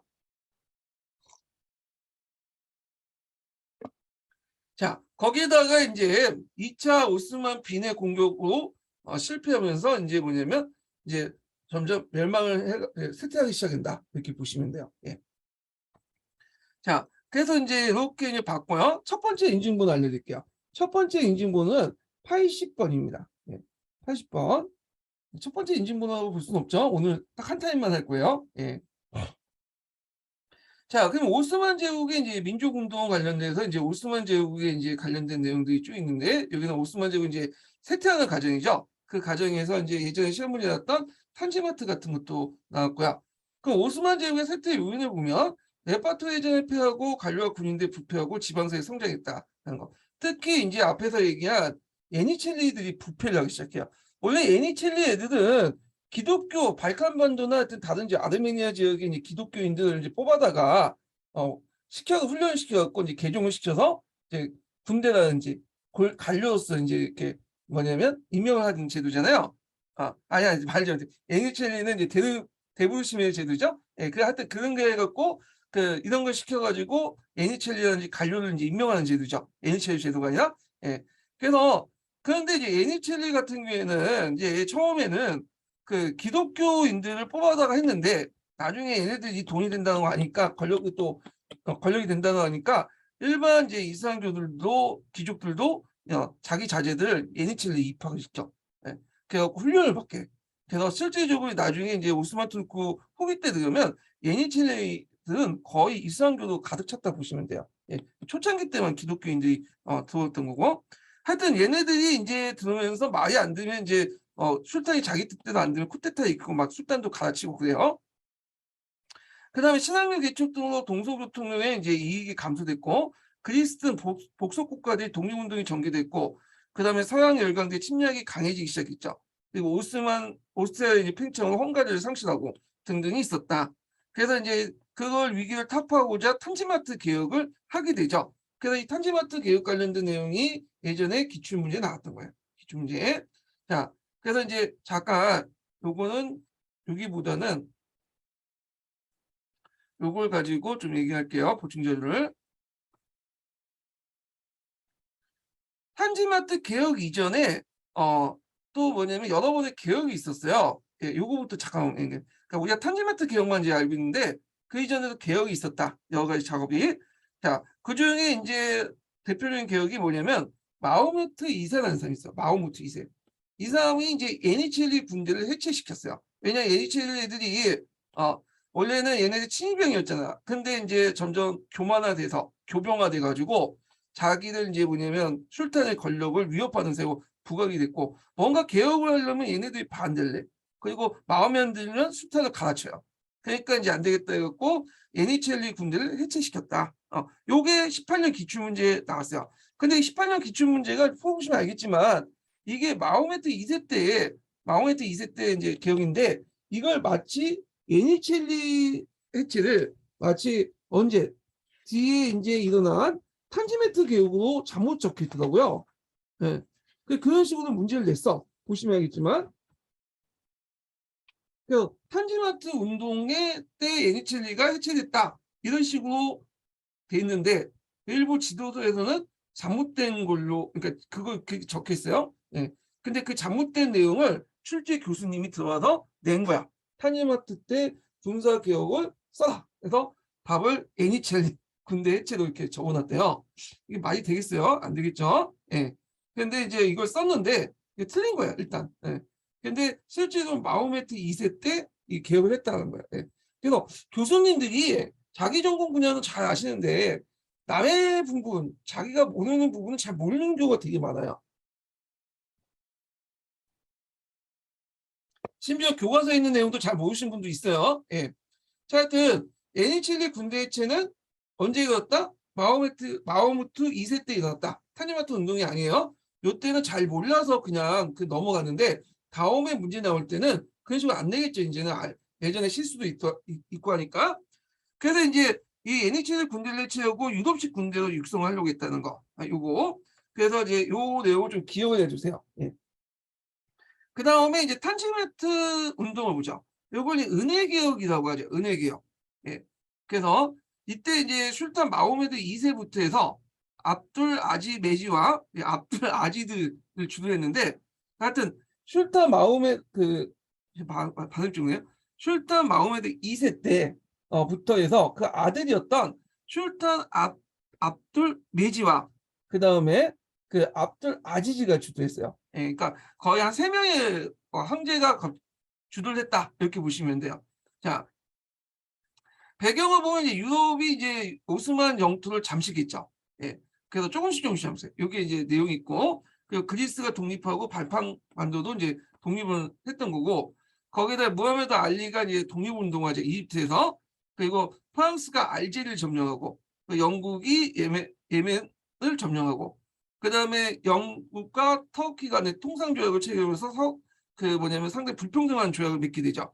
개혁 내용을 보면요, 여기 이제 탄지마트 이제 관련된 개혁이에요. 여기 칙령 내용인데 한번 읽어보시고, 군사개혁은 서양식 군대를 창설하고 징병제를 실시하는 거야. 그러니까 이제 NHL을 해체하는 게 아니라 서양식 군대를 창설하고 징병제를 실시했다. 네. 그 다음에 사회경제적 개혁은 종교와 민족을 추구한 국민의 생명과 재산을 보호하고요. 네. 외국인들 종교 조직의 사법권 폐지. 앞에서 얘기했지만 그 밀라토 제도에 영향을 받아서 그런지 몰라도 그냥 외국인들에게 자체적으로 사법권을 줬잖아. 근데 이게 이제 호의도 줬는데 이게 권리도 받아들인 거죠, 얘네들이. 그래서 이걸 이제 악용하니까 이런 것들 폐지시킨 거야. 그래서 근대적 법치 국가를 체제 마련하려고 했고, 그 다음에 9년제를 이제 뭐냐면 개편하고 오스만 은행을 만들죠. 중앙은행이죠. 그리고 유럽식 신식 교육제도를 실시해요. 예. 그 의의는 서구의 근대적 개혁 운동이다. 예. 한계는 이제 보면 국내 보수 세력들 반발, 그 다음에 전제 정치의 부활. 뒤에 좀 얘기했지만 이제 출타의 권한을 강화시키는 방향으로 나가게 되죠. 그리고 오히려 이제 서양 열강대 이권 침탈 가속이나 피해 지배층의 입지 강화, 분열을 초래했고, 특히 러시아와 오스트리아의 간섭 때문에 실패했다. 이렇게 보시면 돼요. 그래서 이 관련된 내용이 있으니까 좀 기억을 해두시고, 탄지마트 칙령도 한번 쭉 읽어보세요. 이것도. 예. 자, 그 다음에 뒤에 넘어가서요. 그 다음에 미드하드 파시아의 노력을 볼게요. 자, 이때 이제 술탄의 전자가 이제 강화되니까 이거에 대한 반발로 미드하드 파시아단 재상이 나타나게 돼요. 그래서 우리가 이제 근대화하려면 전제군주제를 폐지하고 입헌군주제를 실시해야 된다. 그래서 그때 이제 기존의 술탄을 폐위시키고 자기가 이제 주도해서 개혁을 하죠. 그래서 이게 이제 이 사람이 이제 지향했던 것은 입헌군주제야. 그래서 미드하트 헌법을 공포하고요. 이게 아시아 최초의 헌법이라고 하고 있어요. 그래서 제국 내의 모든 시민들의 동등한 권리, 내각 중심의 국정 운영, 언론의 자유, 근대적인 조세 및 헌벌제도, 의회 개설을 명시했죠. 그렇지만 이제 그때 러시아 투르크과의 전쟁이 있었고, 그리고 이때 이제 졌죠 또. 그러다 보니까 미드하트 그 내각이 물러나게 돼요. 그리고 나서 다시 재정이 분할돼. 네. 그래서 이제 있고, 그래서 이제 이때 이제 재정이 부활되면서 나타났던 인물이 누구냐? 이거는 좀 나중에 얘기할게요. 네. 재정이 부활돼서 나타났던 인물이 이때 압둘 하미드 2세야. 압둘 하미드. 네. 앞에 이제 미다드 파샤 때는 입헌군주에 실시해서 예전에 전제적을 했던 군주를 폐지하고 자기 입맛에 맞는 군주 세운 다음에 자기가 이제 통치를 했는데, 다시 이제 그 전쟁의 패배 후에 술탄 압둘 하미드 2세가 예전 그 전제 정치로 나가자 해갖고 다시 등장해요. 그 술탄 압둘 하미드 2세는 개혁을 안 했냐? 그건 아니에요. 이 나름대로 그 사람 나름대로 좀 개혁을 했어. 우리가 우리식으로 따지면 강무 개혁 정도 강력한 술탄 권한을 바탕으로 해서 개혁을 추진했던 거죠. 예. 그래서 그날 서구에 의존했던 개혁 정치를 청산하고 미드하드 수상을 처형시키고 의회를 해산해서 술탄 중심의 전제 정치를 강화했는데 이때 이제 이 사람이 했던 개혁들은 어떤 개혁들이냐 하면 범이슬람 운동을 중심으로 해서 개혁을 운동을 했어요. 예. 그래서 범이슬람주의를 포방했는데 이게 이제 어떤 내용이냐면 그 당시 투르크는 다민족 국가였죠. 오스만 투르크는.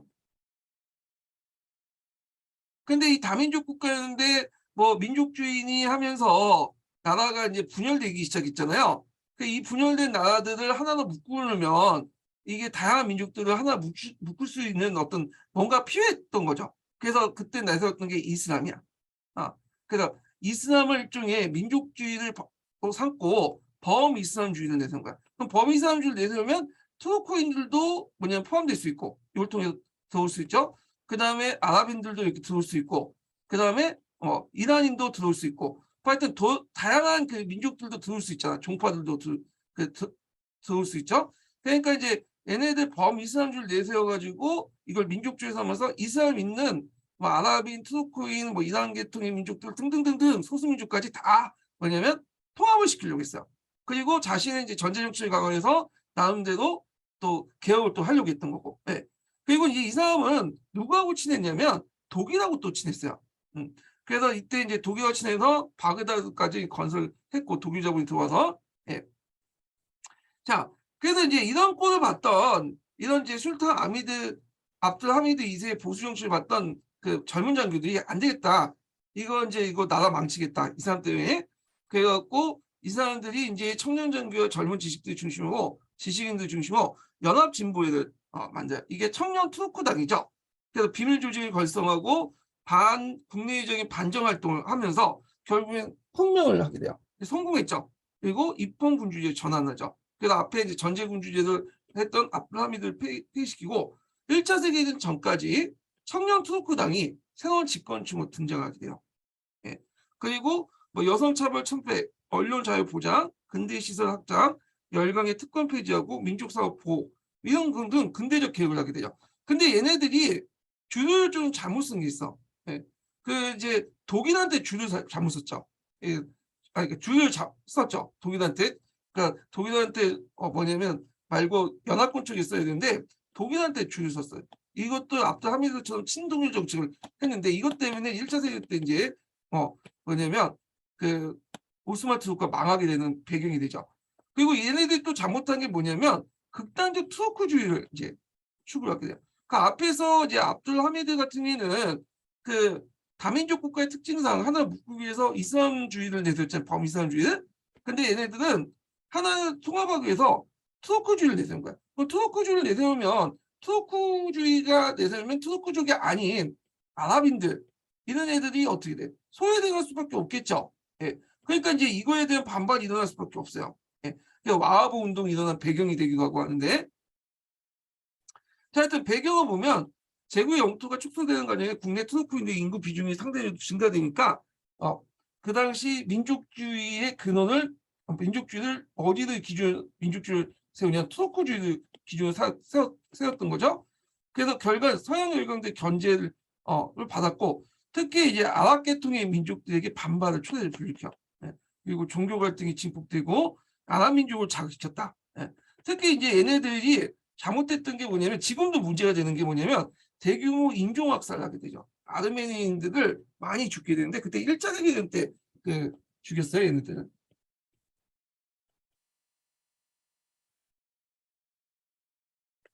그래서 1차 세계대전 때 연합군들과 뭔가 얘네들이 꿍꿍이 속으로 한다. 그래서 얘네들이 간첩질을 한다 해가지고 그 당시 아르메니아들을 다른 그 지역으로 이동을 시키고 대규모 이동을 시켰거든요. 그 이동하는 과정에서 진짜 한 200만, 300만을 죽였어. 아르메니아들. 그래서 지금도 아르메니아하고 투르크가 관계가 안 좋아. 예. 그래서 있고 하여튼 요 1차 세계대전 때 전후도 해 가지고 대규모 인종학살이 일어났다. 좀 기억을 해 두시고 국제 관계에서는 범슬라브주의를 내세운 발칸 동맹이 결성이 됐죠. 요거는 이제 투르크와 상관없이 그 앞에서 이제 유럽사 관련된 내용이에요. 그 당시 또 1차 발칸 전쟁이 있고 2차 발칸 전쟁에 또 참여를 하게 되죠.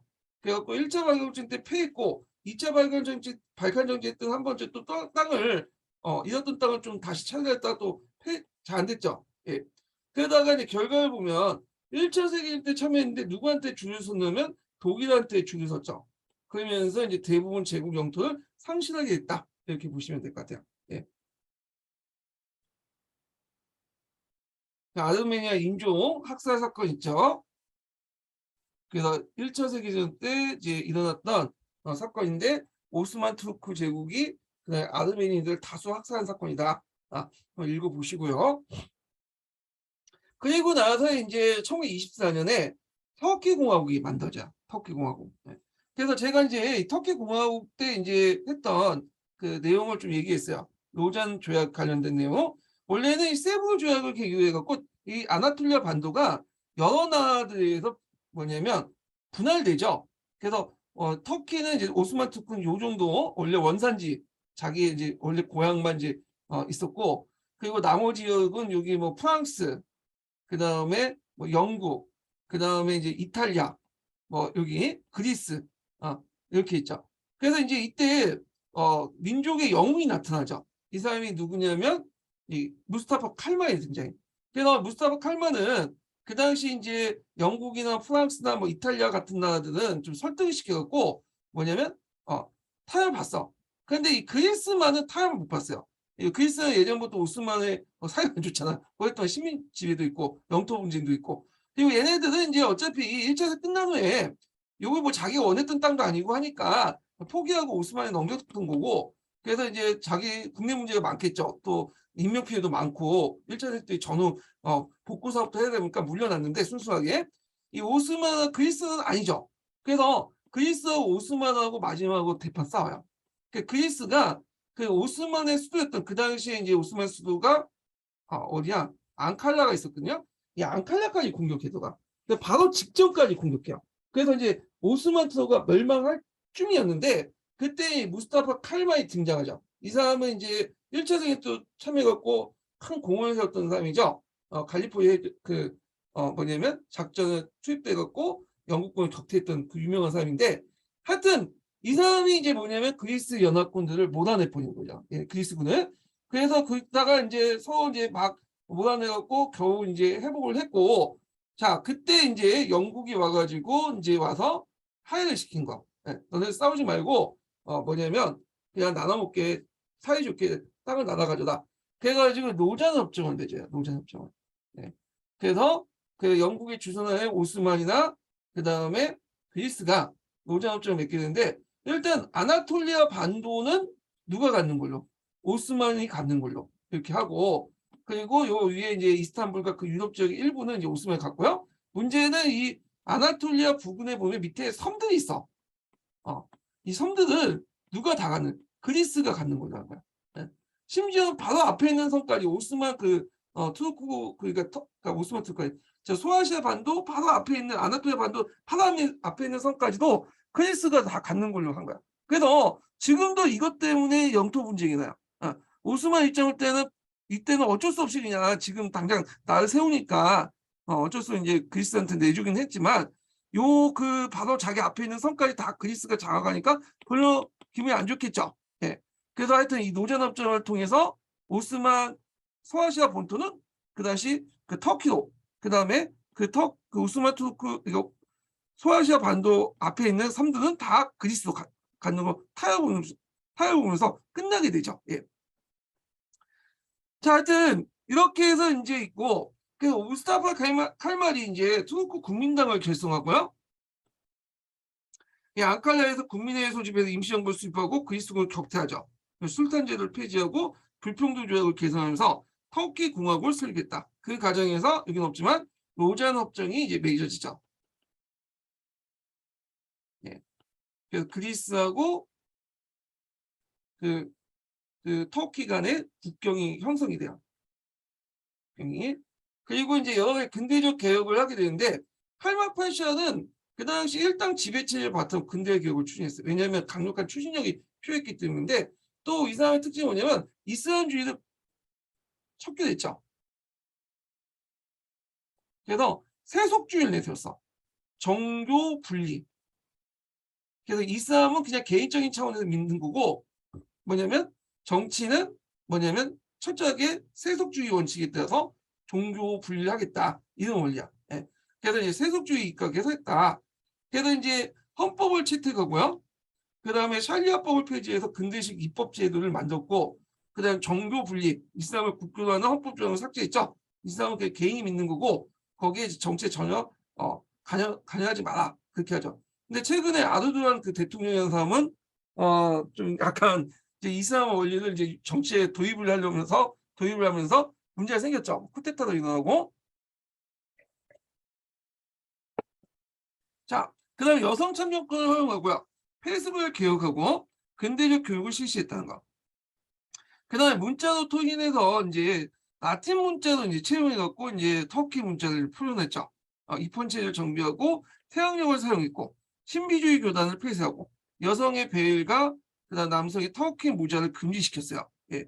그래서 이제 여기 보면 이제 이게 있죠. 이게 뭐라고 하죠? 갑자기 생각하는데. 예. 하여튼 이제 그런 것들을 이제 뭐냐면 철폐하고요. 자, 그래서 성의 사용을 이제 의무화했다. 그래서 이 성의 사용을 의무화했다는 건 뭐냐? 예전에 이슬람에서는 성이 없었어요. 그래서 누구의 자식 누구, 뭐뭐의 이분, 뭐뭐의 그러니까 이분자가 많죠. 그래서 이분이라는 건 뭐뭐의 아들이라는 뜻이거든요. 뭐뭐의 아들, 되게 이름도 그래서 뭐뭐의 아들, 뭐뭐의 아들 이런 거예요. 그러니까 그 성이란 개념 없고 그냥 부족 명칭에다 그냥 뭐뭐의 아들, 뭐뭐의 아들 이런 식으로 이름을 붙였거든요. 근데 유럽처럼 성을 이제 사용했다 이렇게 보시면 돼요. 예. 자, 그 다음에 정치적으로는 이제 복수 정당제에 기초한 위해 정치를 시도했지만 국내 혼란 때문에 실패했고 결국에는 인민당 일당 독재를 했다. 이렇게 보시면. 그리고 헬마는 그 당시 이제 지금도 그렇지만 국민의 영웅이 됐던 거죠. 되게 존경을 많이 받고 그러는데 예. 그런 것도 이제 좀 보시면 되고 잠깐만요.